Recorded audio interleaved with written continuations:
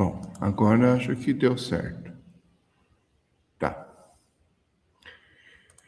Bem, vamos lá. Desculpe, eu não sei o que aconteceu.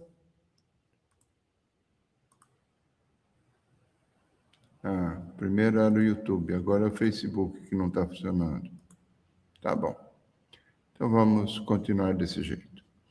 Bom, vamos lá. Sejam bem-vindos, bem-vindas para vocês que estão pelo YouTube. Pelo menos o YouTube está funcionando agora, né? A nossa aula de hoje será sobre a liturgia da Semana Santa. Então, vamos lá. Deixa eu me ajeitar aqui. O resto está tudo em ordem, eu acho. Bom, vamos lá. Obrigado, você que entrou agora. Eu não sei o que aconteceu. Estou tendo alguns problemas técnicos ultimamente. Bom, vamos falar sobre a questão da Semana Santa. Então, vamos lá. A Semana Santa é uma semana especial para todos nós.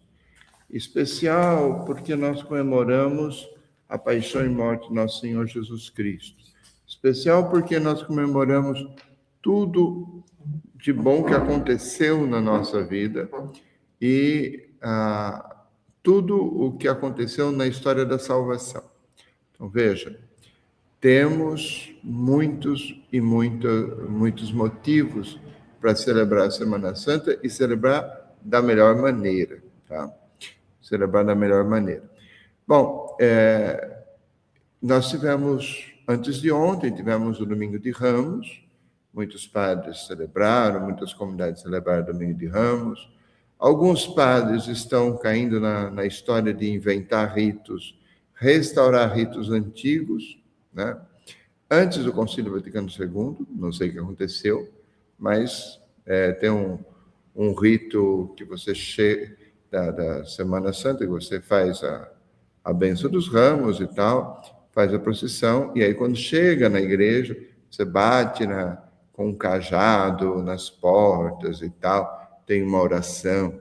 Esse rito pode ser até bonitinho, não digo que não, mas é um rito que a gente pode dizer pré-conciliar, que foi abolido pelo Concílio Vaticano II, justamente porque não tinha muito sentido, né? E era um rito que estava simplesmente a mais.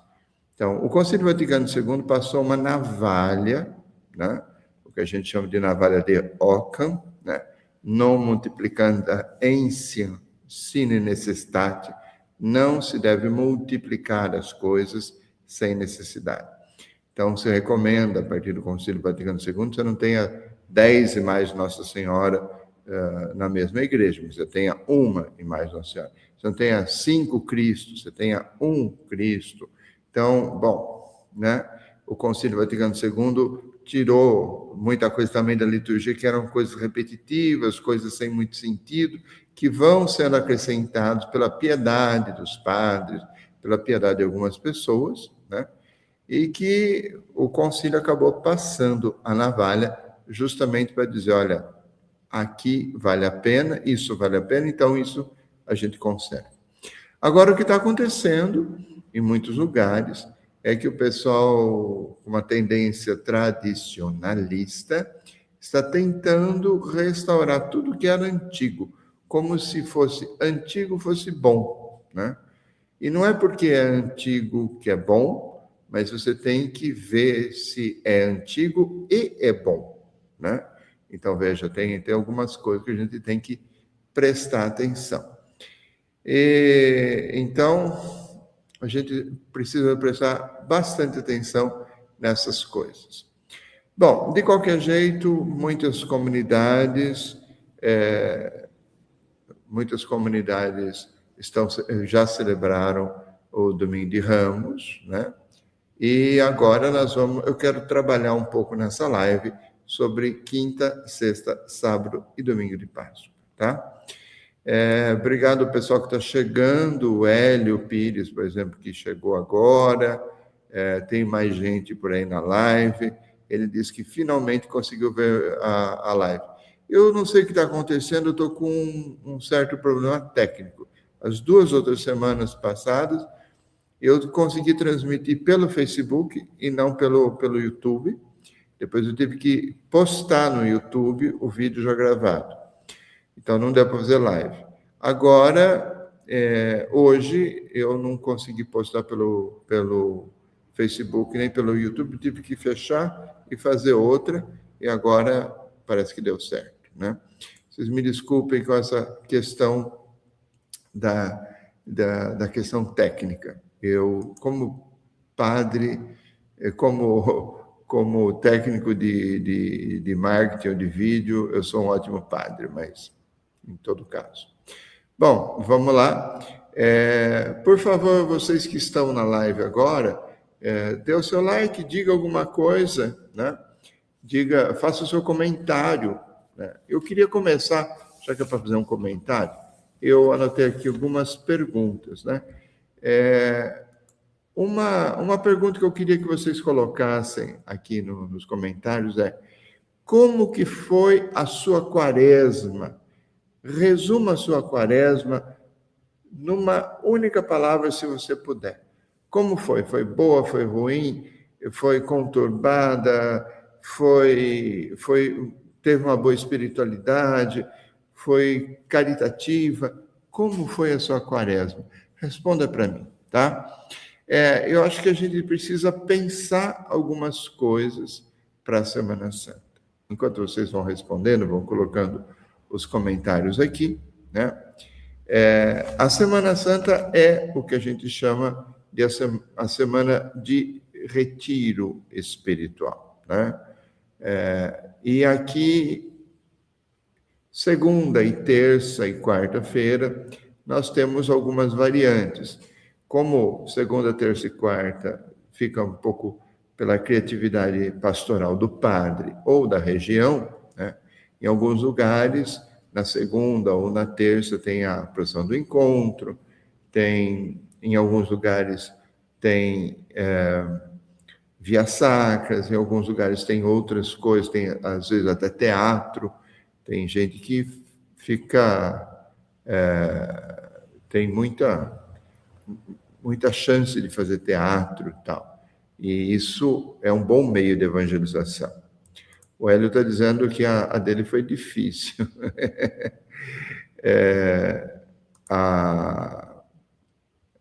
A Edilene, né, Wolf, está dizendo que foi bem caritativa. Vocês podem colocar outras palavras aqui para resumir a sua Semana Santa, tá? Agora, a Semana Santa, ela é focada no Tríduo Pascal, na verdade, né? Vocês sabem que os domingos da Quaresma não são domingos, isso vocês devem saber. Domingo da Quaresma não é domingo da Quaresma, ele é celebração da ressurreição. Todo domingo é Páscoa semanal, tá? Então, quando você vai contar na Quaresma, você não conta os domingos. Então, porque se você contar os domingos, dá uns 45 dias, 44, 45 dias, tá? Então, você tem que contar quarta-feira de cinzas até o sábado, depois de segunda a sábado para frente, tá? E aí você vai ter na Quaresma. Agora, a Quaresma, ela termina no Tríduo Pascal. Ela termina no Tríduo Pascal. Porque o Tríduo Pascal, quinta, sexta e sábado, é o importante para todos nós. Então, vamos lá. Vamos nos apegar um pouco à liturgia da quinta-feira santa, né? Liturgia da quinta-feira santa. Então, se a gente falar sobre a liturgia da quinta-feira santa, né? Parece que agora eu estou conseguindo transmitir também pelo Facebook, agora entrou. A liturgia da Quinta-feira Santa, o foco é o serviço como identidade do cristão. Esse é o foco da Quinta-feira Santa. Né? O serviço é o que nos distingue como cristãos. Tá? Por quê? Porque nós temos o mandamento do amor. Jesus deixou o mandamento: amai-vos uns aos outros como eu vos amei. E Jesus nos amou de braços abertos, né? Não de braços fechados, como muita gente gostaria, né? Jesus nos amou de braços abertos para receber todo mundo, para trabalhar, para fazer as coisas que deveria fazer. Então, primeiro, a Quinta-feira Santa, ela é o serviço como identidade, né? O lava-pés se torna, então, o currículo do cristão. Se você quer falar da Quinta-feira Santa, o mandamento, o testemunho de Jesus, olha, eu vos amo, eu quero que vocês sejam assim, que vocês amem, que vocês lavem os pés uns dos outros, né? Pois eu vos dei o exemplo para que façais a mesma coisa que eu fiz. João 13, vou até colocar a citação aqui, João 13, 15, né? Esse é o mandamento do amor. E é esse mandamento que a gente deveria lembrar-se todo o tempo. Então, vamos ver, se Jesus morreu de braços abertos, nós temos que lembrar que nós somos uma igreja em saída, uma igreja que precisa abrir os braços, ir ao encontro das pessoas, né? Então, Jesus dá, na Quinta-feira Santa, o mandamento do amor junto com a Eucaristia.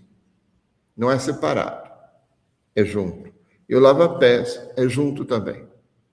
Então, o mandamento do amor e o lava-pés é nos dado porque nós celebramos a Eucaristia. Então, nós temos uma ligação aqui entre a comunhão com o Cristo, o cálice consagrado pelo Cristo, o corpo e o sangue do Senhor, e a caridade, e o serviço, e o sair de si. Então, veja, essa é a liturgia da Quinta-feira Santa. A igreja precisa ter pés sujos, né? Pé sujo, para que a gente possa lavar, né? Pé sujo de humanidade, pé sujo indo para os marginalizados, solitários, que sofrem, os pobres. Tem um bispo lá em Roma não, desculpe, lá na Itália, né?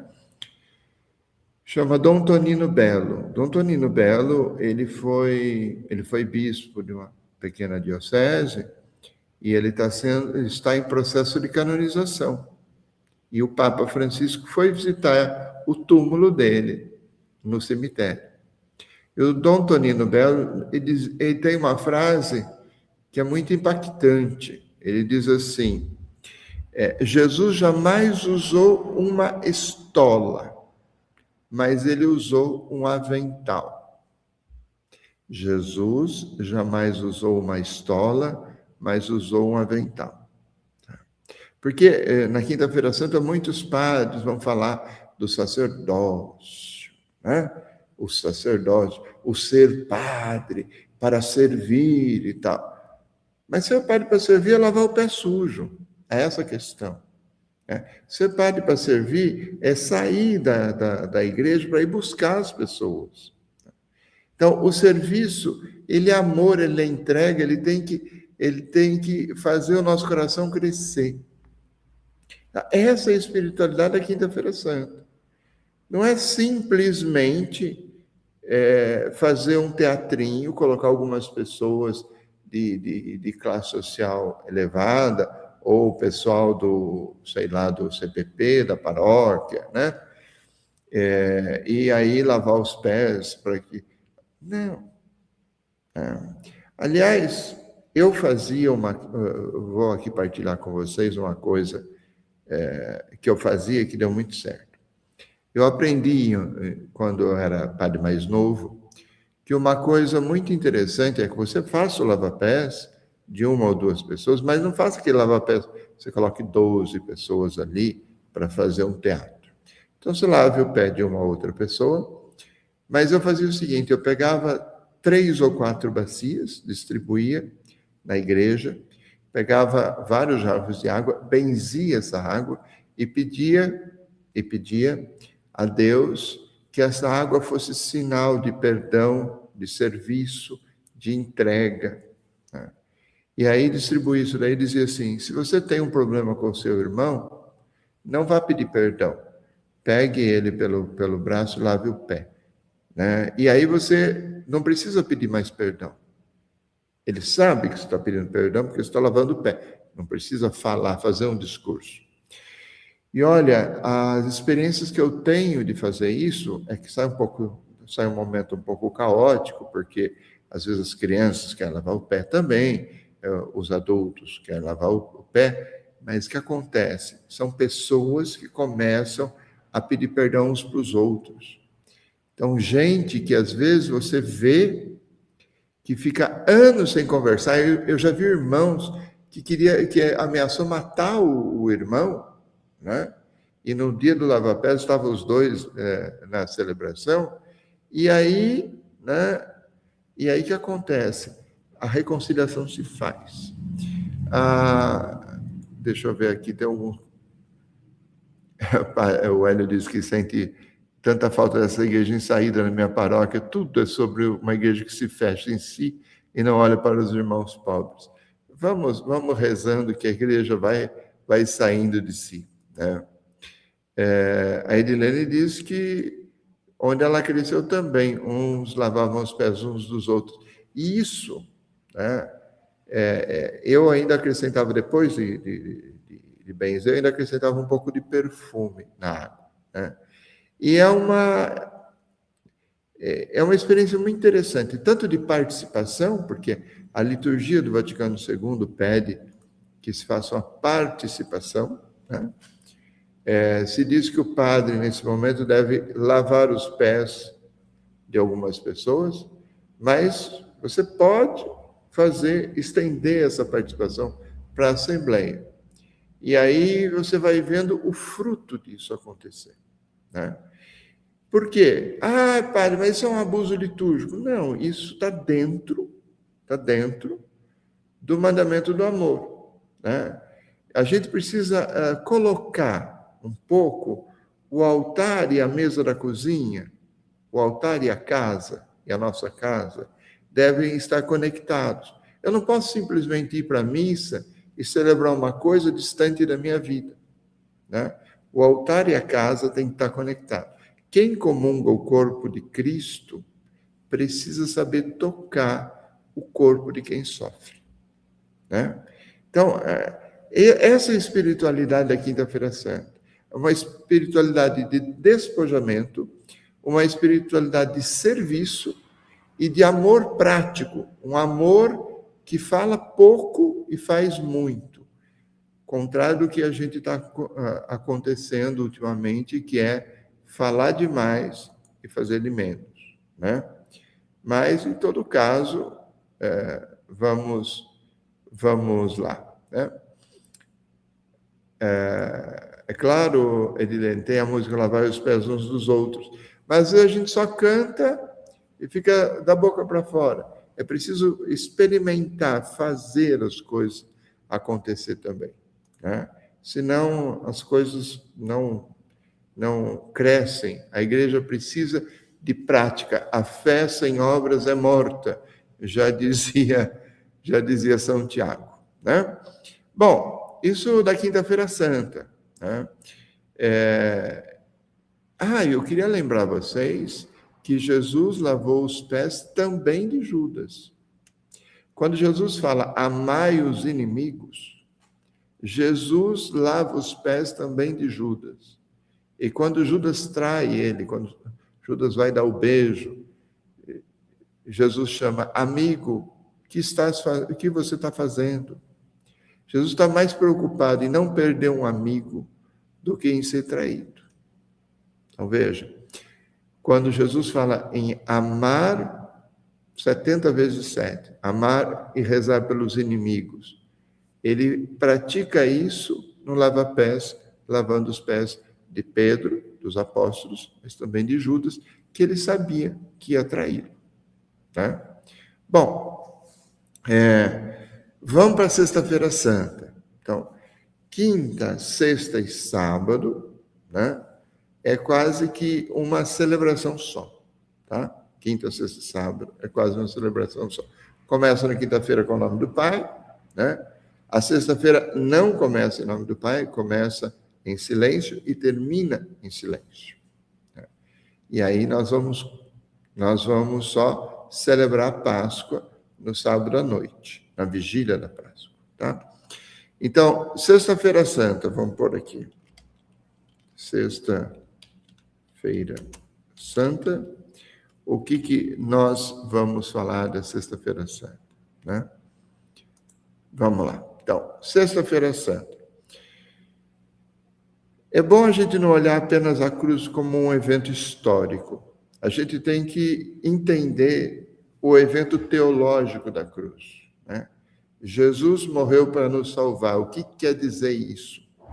Quer dizer que Deus abraça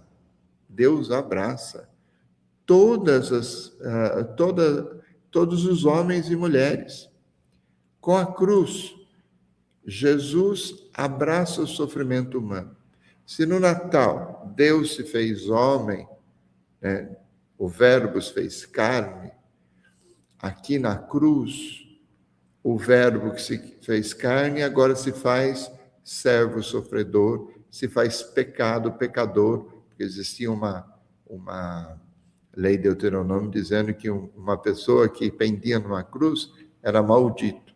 Então, Jesus se fez maldição, para nos dar a bênção. Ele se esvazia de tudo, inclusive da bênção de Deus, para nos dar a bênção de Deus. Ele, como Filho Santo de Deus, faz esse tipo de coisa. Tá? Existe uma conversa que vocês já devem ter conhecido, existe o dilema de Epicuro. Né? Epicuro, que foi um filósofo grego, ele diz assim, se Deus é bom e onipotente, né? Ou ele não é bom, ou ele não é onipotente frente à miséria do mundo.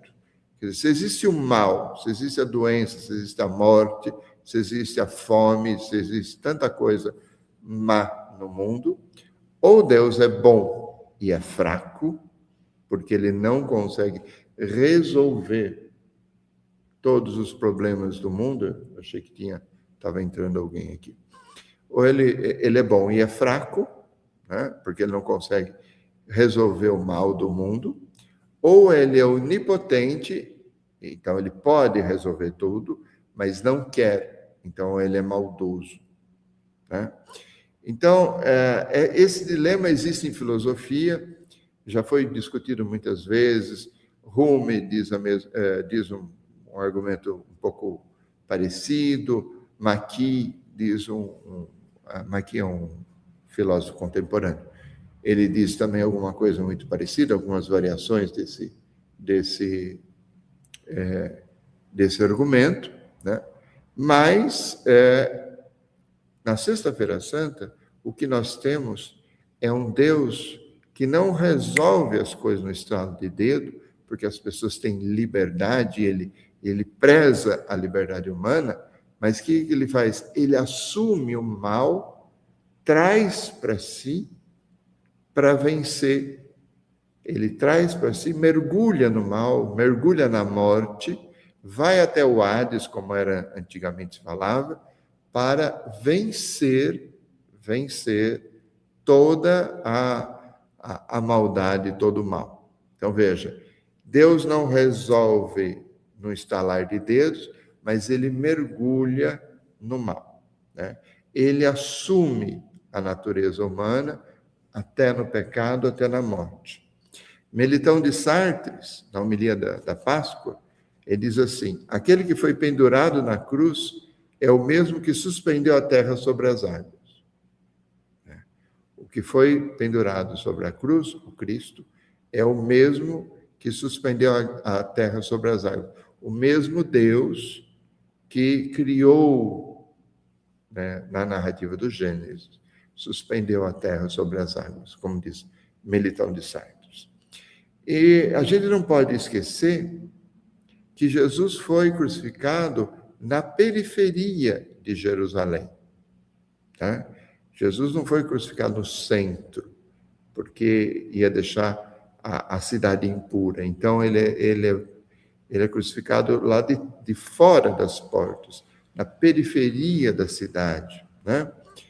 E hoje, a gente tem que lembrar que na periferia do mundo tem muitas depressões, tem muita gente deprimida. Na periferia do mundo tem muita gente de luto, porque perdeu entes queridos. Na periferia do mundo tem muita injustiça social. Né? Na periferia do mundo tem muita solidão no meio da multidão, uma solidão urbana, né? Uma solidão que a pessoa está no meio da multidão, mas não se reconhece com a amizade, com ninguém. Né? Tudo isso, Deus, o Cristo, não é espectador. Ele não é aquele cara que olha o sofrimento de fora, como os filósofos gostariam de falar. Né? Ele mergulha na nossa dor, ele mergulha na cruz, mergulha no sentido, ele assume a cruz, né? Ele se torna participante da dor do mundo. Então, a Sexta-feira Santa nos ensina que o sofrimento não é a última palavra de Deus, mas é o lugar onde Jesus, como Deus, mais se aproxima de nós. Não há um abismo humano que a cruz não tenha alcançado. Jesus sofreu de forma tão atroz, tão injusta, humanamente falando, tão forte, que ele atingiu todo o sofrimento humano em todos os lugares. Jesus assume a maldade e os males da humanidade. O problema é que nós, cristãos, também precisamos abraçar esse sofrimento. Nós, cristãos, precisamos ir ao encontro dos crucificados da história. Então, aquele lava-pés da véspera se torna um desafio para nós, que possamos lavar os pés, possamos estar ao lado de Cristo na cruz, mas não aquele Cristo antigo, esse Cristo atual. Então, veja, é um desafio a cruz de Cristo, o Cristo sangrando, ou então o padre que chega lá dizendo: eis a cruz de Cristo, né, que nos salvou e tal. Né? Este é um desafio para que nós possamos chegar perto dos crucificados da história. Então, se existe o mal e a morte, ele nos desafia para que a gente cure as pessoas. Eu queria lembrar aqui vocês, né, de uma...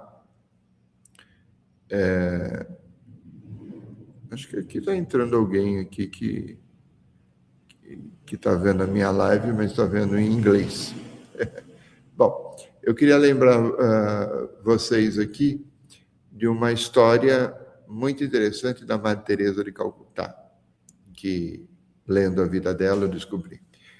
Tinha alguns jornalistas, algumas pessoas que não gostavam dela. E um jornalista, acho que um americano, se eu não estou enganado, foi lá falar com a Madre Teresa, mas ele já foi todo armado, porque ele não gostava dela. Né?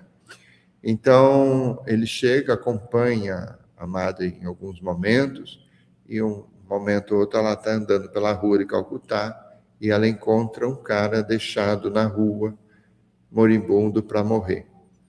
Ela fica do lado desse cara, faz um carinho, pega na mão e tal, e tenta rezar com essa pessoa tal, e as pessoas morrem na mão dela. E aí o jornalista diz, viu, a senhora não fez nada para esse cara. Esse cara morreu na sua frente. A senhora não fez nada, não levou ele para o hospital, não fez isso, aquilo. Ela olhou e disse para ele, olha, de fato, não tinha o que fazer, ele estava morrendo, não tinha mais o que fazer, mas ao menos ele não morreu como um animal. Ao menos eu estava aqui do lado dele para pegar na mão dele e tentar rezar com ele. Claro, era um hindu, não sei nem se tinha fé cristã, essa pessoa. Mas, de alguma maneira, ela estava ali, não pôde fazer nada de injustiça, de mudar a vida da pessoa e tal, mas ela deu a mão e tocou naquela pessoa no último minuto. Né? Ao menos a pessoa não morreu como um animal, jogado na rua com os cachorros lambendo. Então, às vezes, a gente tem que abraçar a dor do outro, mesmo que a gente não possa fazer muita coisa. A cruz é um desafio que Jesus já lançou na Quinta-feira Santa e que na sexta precisa ser repensado, tá? Bom, isso falando de Quinta e Sexta-feira Santa. Agora vamos ver a questão do Sábado Santo. Né? Esqueci de falar para vocês. Sexta-feira Santa, a cerimônia se chama Adoração da Cruz. Existem as leituras, existe a comunhão, mas não existe missa em lugar nenhum do mundo. Justamente porque esse é um dia que nós não estamos ali para refazer as coisas, mas estamos ali para sentir a dor do Cristo e sentir a dor do nosso irmão.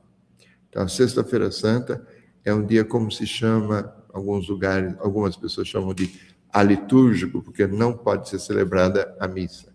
E é verdade.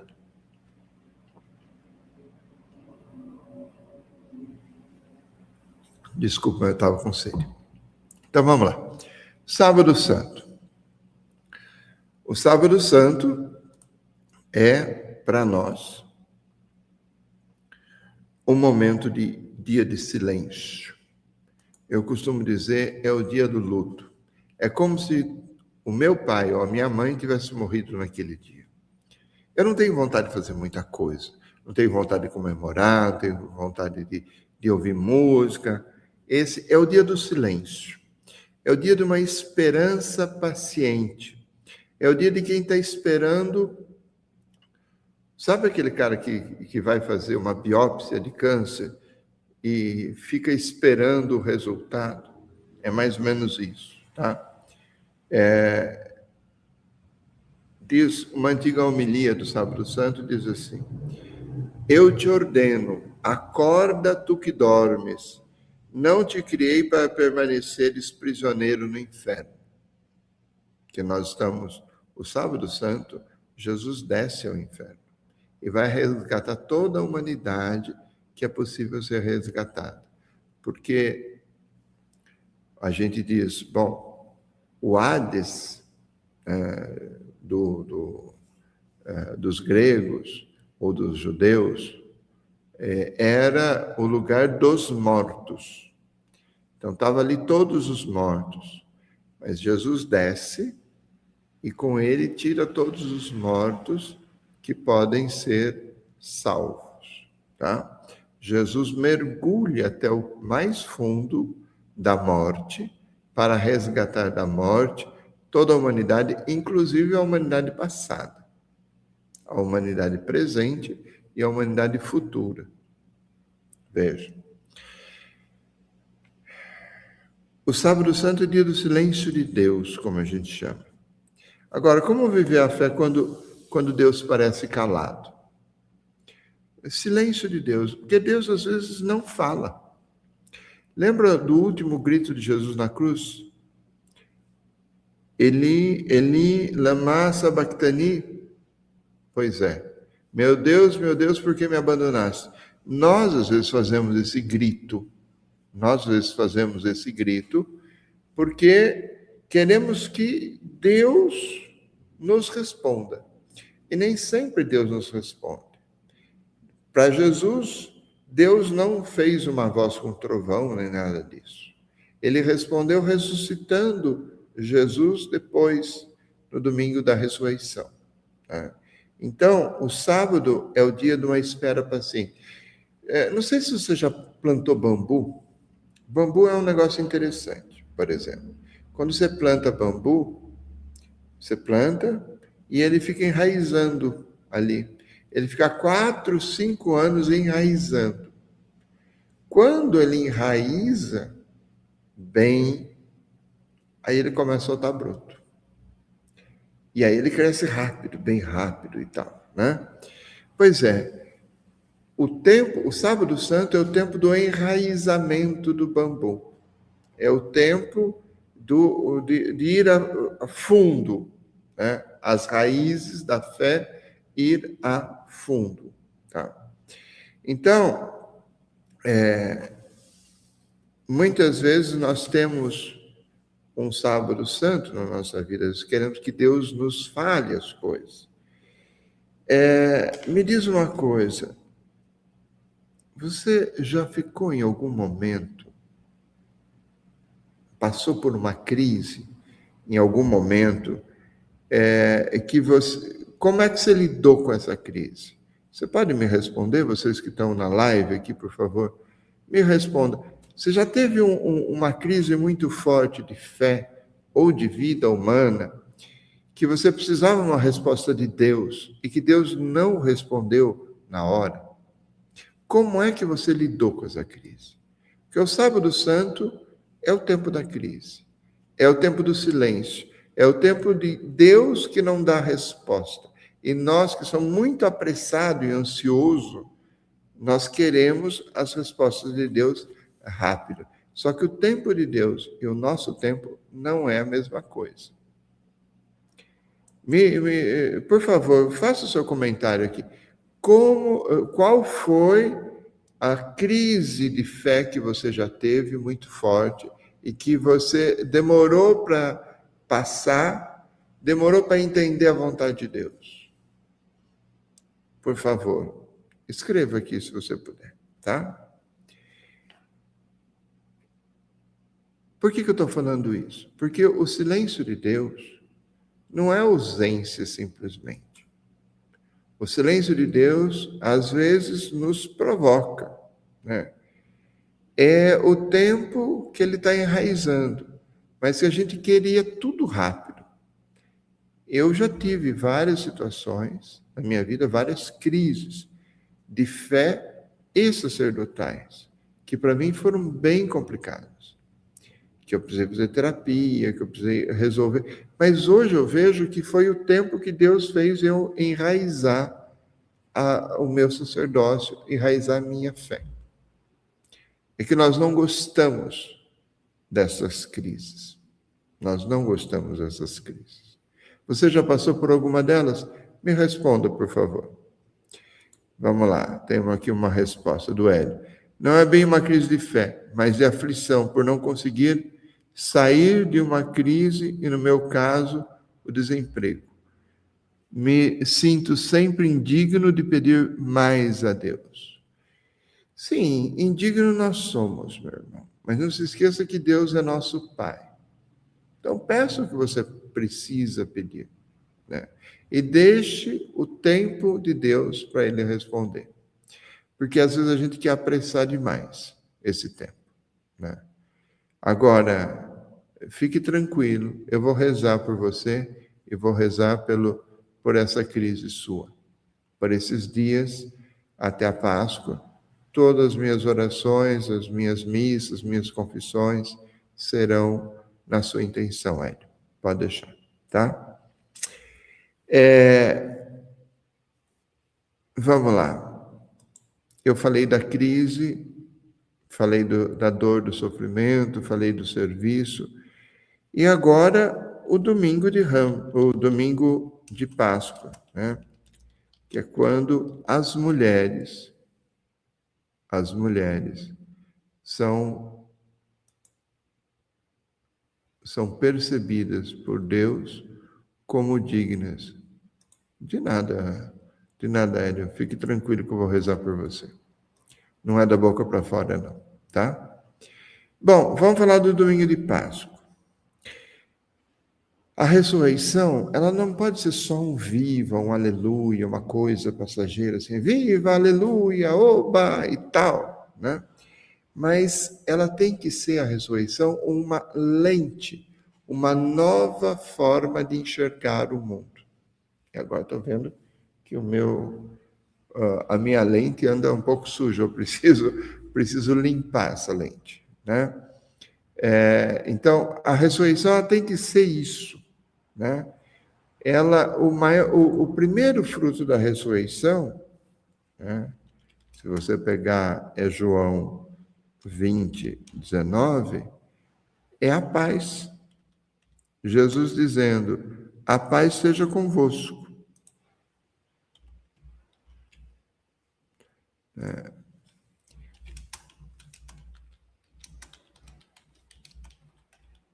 Então, o primeiro fruto da ressurreição é a paz. Mas veja, junto nesse mesmo texto de João, você vai ver que Jesus dá também o Espírito Santo e o poder de perdoar os pecados. Para João, vem tudo junto. Porque é outra maneira de viver. A Páscoa não é só um canto alegre, uma liturgia bonita, né? Mas ela é a maneira de Deus vencer a cruz, a maneira de Deus vencer o pecado e a maneira de nos dar a responsabilidade de sermos a alma no mundo, né?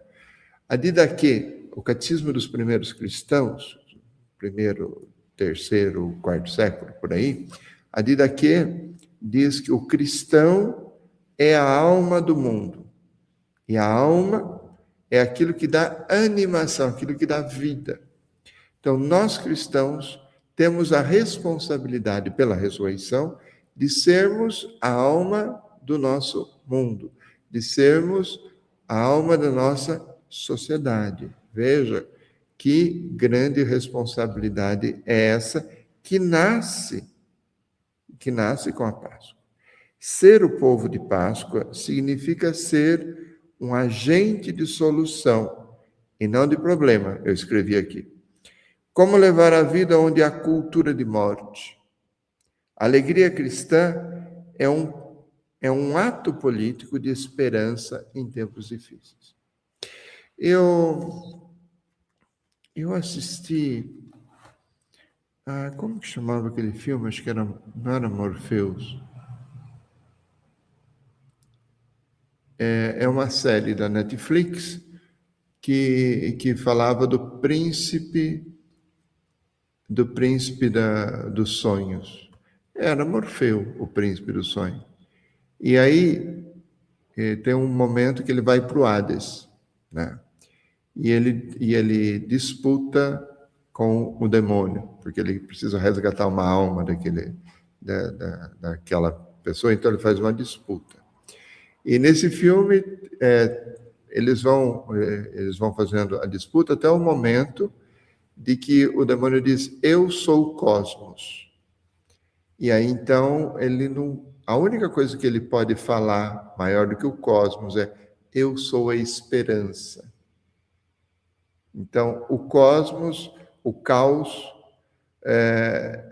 é o máximo que o demônio pode dizer, mas aí o Morpheus diz, eu sou a esperança, e a esperança é maior do que o caos, ela é maior do que o cosmos, ela é maior do que todos os nossos problemas.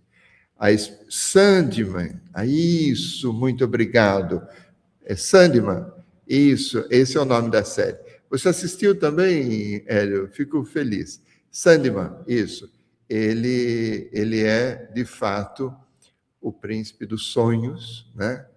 E aí eu fiquei maravilhado nessa disputa. Claro que isso é mitologia, claro que isso é série da Netflix e tudo tal.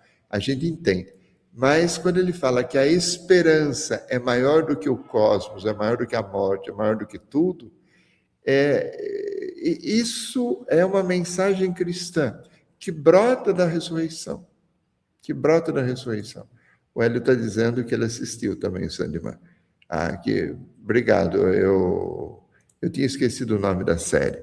Mas é uma série interessante. Eu, de vez em quando, gosto de assistir as séries, porque eu acabo lendo ela a partir do itinerário cristão, do itinerário católico que eu tenho, é lógico, né?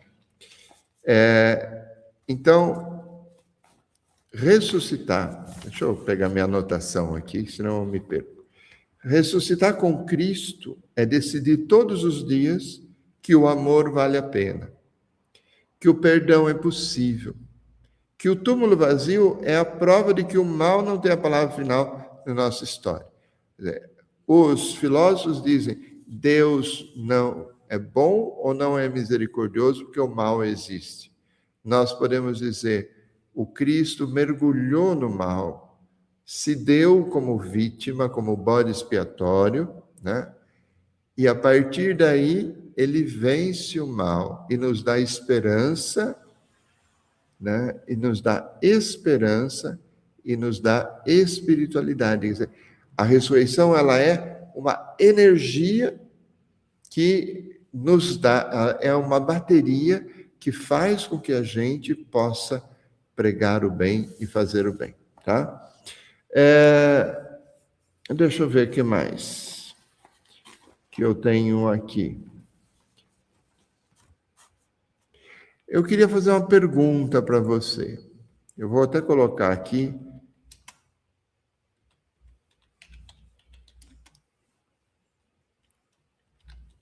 Qual túmulo você quer deixar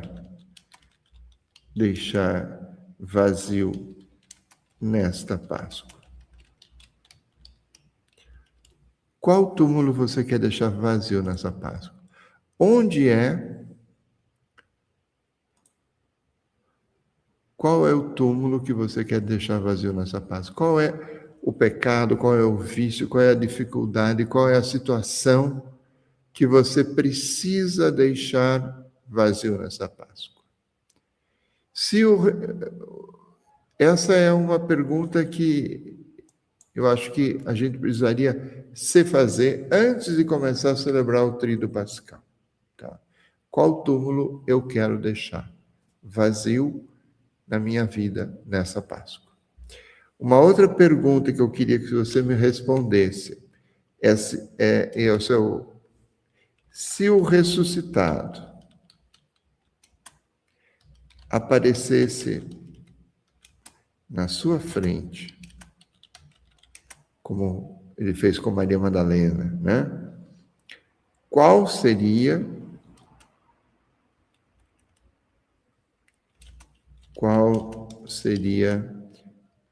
a primeira coisa que você diria a ele?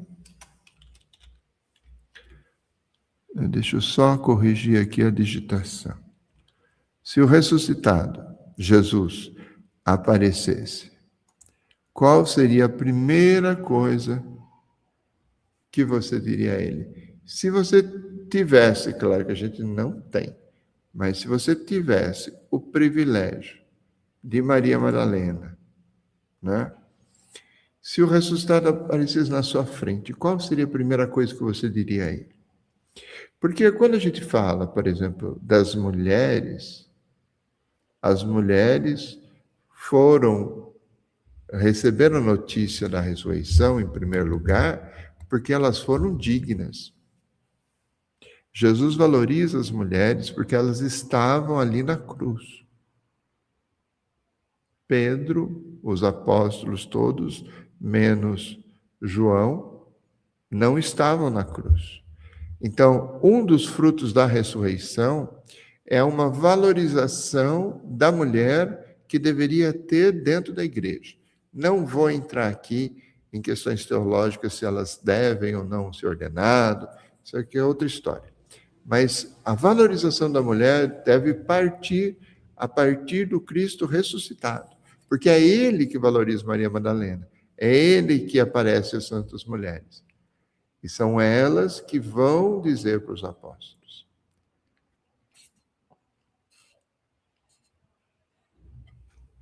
E para variar, os apóstolos não acreditaram nas mulheres, só depois de ter visto em segunda vez, eles vão dizer e vão explicar para as mulheres aquilo que elas já tinham visto, né? Em todo caso, a valorização das mulheres brota da ressurreição, tá? Então, essas coisas a gente deveria lembrar do lava-pés, deveria lembrar da adoração da cruz, devia lembrar do silêncio de Deus e devia lembrar da valorização das mulheres e da espiritualidade de dar alma ao mundo, de melhorar o mundo com a nossa presença, melhorar a partir da justiça, do trabalho, do ir atrás do periférico, daquele que não tem sentido. A igreja em saída é uma igreja do Cristo ressuscitado, né? É uma igreja de Emaús, é uma igreja que começa achando que o Jesus morreu e depois descobre no meio do caminho que Jesus está vivo, né? A Edilene respondeu aqui uma das perguntas. A esperança é o que nós não podemos perder. Ultimamente, com o retrocesso, só falam de um Deus punitivo, só falam no demônio. Ah, meu bem, esse é o tipo de conversa dos tradicionalistas. E os tradicionalistas têm muitos problemas. Eles têm problemas com a imagem de Deus, eles têm problema com a lógica contra a autoridade, eles têm problema com um monte de interpretação bíblica, eles têm problema com as mulheres, né, com os pobres, com um monte de coisa, né? A gente não pode perder a esperança, né? Isso não. E a esperança nasce da ressurreição, como eu disse, né? Quero deixar o túmulo do desânimo vazio e meus pecados juntos com ele. Ah, esse é um bom túmulo para se deixar vazio, viu, Hélio? Esse é um bom túmulo para deixar vazio. Agora, o que você diria para o ressuscitado se ele estivesse na sua frente agora? Bom, gente, nós estamos com 54 minutos de live. Eu agradeço vocês pela paciência, agradeço os likes que vocês me deram, alguns me deram alguns likes, eu fico feliz com isso, porque isso impulsiona o canal, impulsiona a divulgação do YouTube, né? E eu espero que vocês tenham uma possibilidade de ver Jesus com avental e não só com estola, né? Que você tenha a possibilidade de mergulhar no sofrimento do outro, com a empatia, com o trabalho, ver o Cristo crucificado naquele que sofre, e depois ter a energia do ressuscitado para ser a alma do mundo. O Hélio respondeu aqui, se o ressuscitado estivesse na minha frente, eu diria que o amo de todo o meu coração, eu pediria perdão pelos meus pecados. Olha, isso é uma coisa que muitos de nós diríamos, mas a gente precisa saber se a gente não ama o ressuscitado só de boca para fora. Não estou te acusando de nada, mas é a nossa qualidade de ser humano. A gente faz muito como Pedro, a gente diz, mestre, eu vou para onde o senhor for e morro com o senhor. E depois, diante de uma criada, de uma mulher que ele nem conhecia direito, ele diz, não conheço esse homem, nunca vi, não sou seguidor dele, né? O que é terrível. Bom, de qualquer jeito, espero, ainda melhor ser como Pedro do que como Judas, porque Judas não teve coragem de pedir perdão. Ele traiu o mestre, jogou as moedas fora, mas não teve coragem de pedir perdão. Pedro, pelo menos, fez tudo o que fez, mas conseguiu ainda estar com o mestre e pedir perdão para ele, né? Hélio, muito obrigado pela sua participação, né? A Edilene, muito obrigado pela participação também, né? Muito obrigado a todos vocês. E eu quero dar a minha bênção para vocês, dizer que semana que vem nós vamos ter uma live sobre a ressurreição, o tempo da Páscoa. E aí vamos falar um pouco dessa espiritualidade da ressurreição. E espero que isso esteja ajudando vocês a aproveitar a Semana Santa, aproveitar a Semana da Páscoa e também, né, a ser melhor cristão, a viver melhor a vida da igreja, tá? Muito obrigado por todos vocês. Gostaria que o túmulo da guerra estivesse vazio, que a paz estivesse realmente entre nós. Bom, eu vou dar uma bênção para todos vocês. O Senhor esteja convosco, Ele está no meio de nós. A bênção de Deus Todo-Poderoso, Pai, Filho e Espírito Santo, desça sobre todos vós, permaneça hoje e sempre.